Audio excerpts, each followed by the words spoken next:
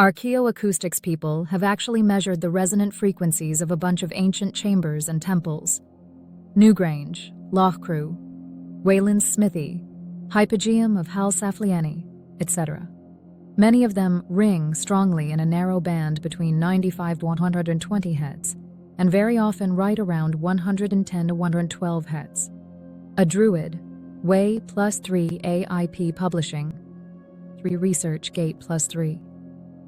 Some key findings. Repeated 110-112 Hz resonance. Experiments in stone chambers show consistent strong resonance around 110 Hz, sometimes measured as 111 or 112 Hz.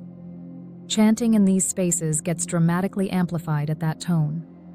AIP Publishing scribed to brain activity shifts at 110 Hz.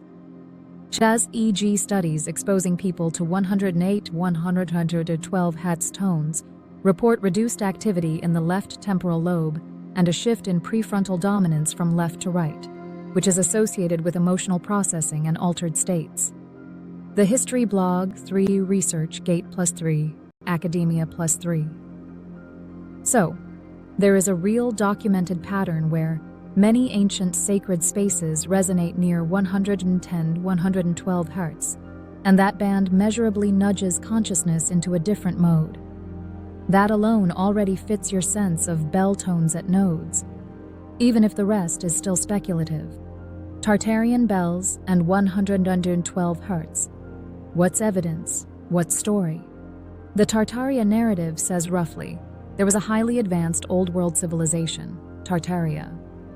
It used huge bells, domes, spires, and ornate metalwork to harvest atmospheric, etheric electricity and maybe heal people. These bells allegedly operated at magical frequencies like 112 Hz and were placed on geomagnetic nodes, forming a global free energy grid.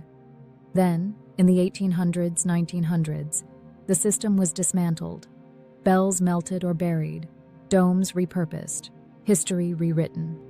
Because Facebook +2, what the web shows. There are lots of posts, YouTube videos, and Facebook groups claiming Tartarian bells healed, charged the air, or powered infrastructure. Facebook +1. There are no peer-reviewed engineering or historical papers demonstrating that these bells were wired into real electrical networks or that they produced significant usable current. Mainstream historians see Tartaria as a grab-bag conspiracy theory, mixing real 19th century architecture with imaginative reinterpretations. So at the moment, the Tartarian bell grid is a mythic technical storyline built on top of real acoustic phenomena and real early electrical experimentation, Tesla, Stubblefield, Earth batteries, etc., but not substantiated as an actual historical power system. I don't say that to dismiss it, just to keep our reality meter calibrated while we design new experiments. 3. Real Earth energy, telluric currents and atmospheric electricity. Here's the part that is solid physics and could be harnessed. 1. Telluric currents, Earth currents. The Earth constantly carries natural electric currents in the crust and oceans, called telluric currents. Wikipedia +2, Encyclopedia Britannica. They arise mostly from changes in the geomagnetic field driven by the solar wind and ionosphere, auroras, geomagnetic storms, day-night cycles. Wikipedia +1 Magnetotelluric geophysics uses these currents as a free signal to image the subsurface, like a planet-scale MRI. Facebook +2 OPB +2. Historically, Earth batteries for telegraphy took small, useful DC currents from these potentials in the 1800s. Wikipedia. There's even at least one patent explicitly for a telluric current source meant to convert Earth crust energy into electric power. Google patents. How practical that is at scale is another story. Most likely very small power densities. 3.2. Atmospheric electricity.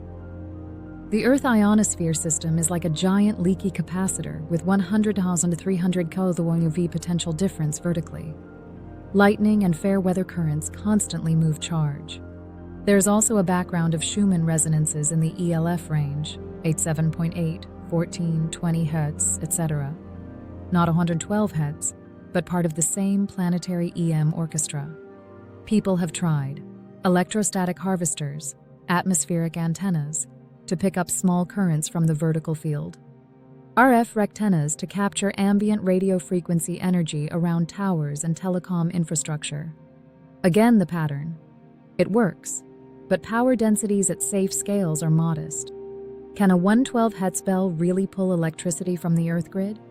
In strict physics terms, sound, mechanical pressure waves in air or metal, and electric fields, EM, are different domains. You can couple them indirectly. Piezoelectric materials, magnetostriction, moving coils in a magnetic field, etc.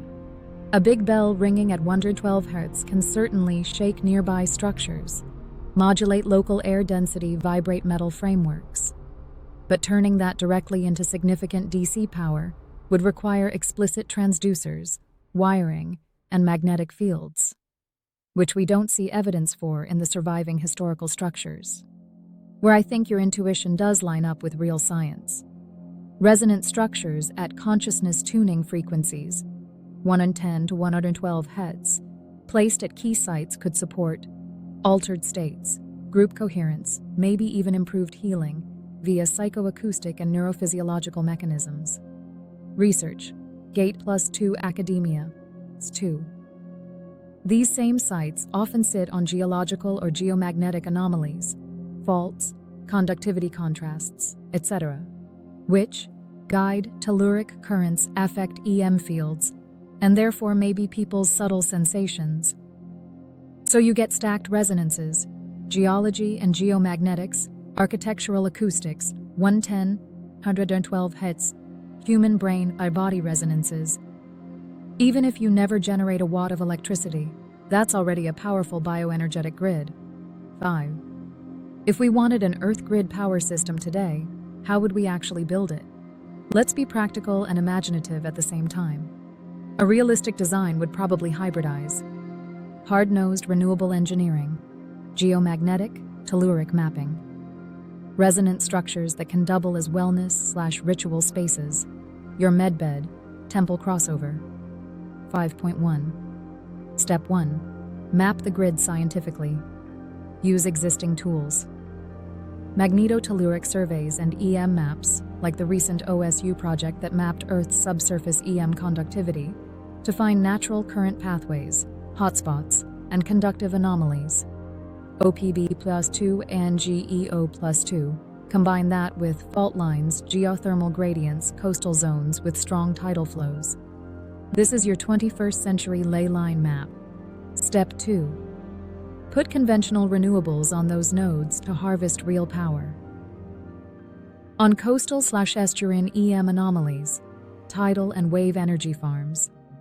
On high sun, good conductivity regions, solar arrays with deep ground electrodes to study any telluric coupling. On geothermal anomalies, geothermal plants using closed-loop systems. These don't need the Tartarian story to work. They're already proven, but you'd be placing them in ways that respect and explore the natural EM patterns. Point 3. Step 3. Experimental resonant temples. Here's where the 112 Hz bells come back in. You could design multifunction structures at key sites that acoustically resonate at 112 Hz stone. Concrete chambers tuned via geometry to 110, 112 Hz bells or chimes designed for those frequencies. Used for meditation, sound therapy, and cognitive emotional regulation. Electromagnetically, coupled to earth and atmosphere. Tall conductive spires, domes acting as atmospheric antennas. Deep-set ground electrodes to monitor telluric currents. Coils, sensors to track how acoustic excitation affects EM readings, if at all. Instrumentation instead of over-unity claims. Arrays of magnetometers, electric field sensors, seismometers, EEG to HRV on volunteers. The goal: map correlations between solar activity, local telluric waves, building resonance, including 112 Hz, human physiological state. Even if power output is tiny, you would create a modern Tartarian-style research temple studying the weave of sound, geology, EM fields, and consciousness. Or, Step 4.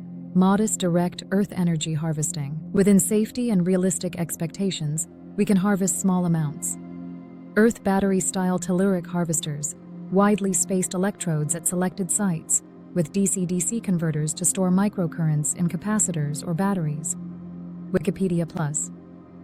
1. Atmospheric electrostatic harvesters, elevated conductive wires, plates, rectified to charge storage elements. Ambient RF rectennas around telecom hubs. These won't run a city, but they can. Power sensors. Provide symbolic grid-charged lighting for the temples. Demonstrate that the Earth environment is a live electrical system. How this replaces fossil nuclear in the big picture. If we zoom out, the path to non-fossil, non-nuclear grid that still honors your Earth grid vision might look like bulk power, solar, wind, hydro, geothermal, tidal, backbone of the grid. Planetary grid intelligence. Use magnetotellurics, geomagnetics, and telluric mapping to place infrastructure in a way that minimizes interference with natural flows, maybe even uses them for exploration, sensing, minor power harvesting. Resonant wellness architecture. Build a network of sound temples tuned around 110 to 112 Hz and other sacred bands as healing centers, research labs for consciousness, cultural bell nodes that symbolically/energetically anchor the grid. Experimental Earth current devices.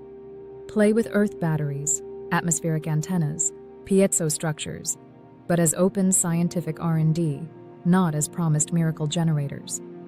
In other words, we may not get a literal Tartarian free energy bell grid, but we can build a global system that treats the planet as a living electromagnetic partner and uses resonance, including 112 Hz, to support both power systems and human flourishing.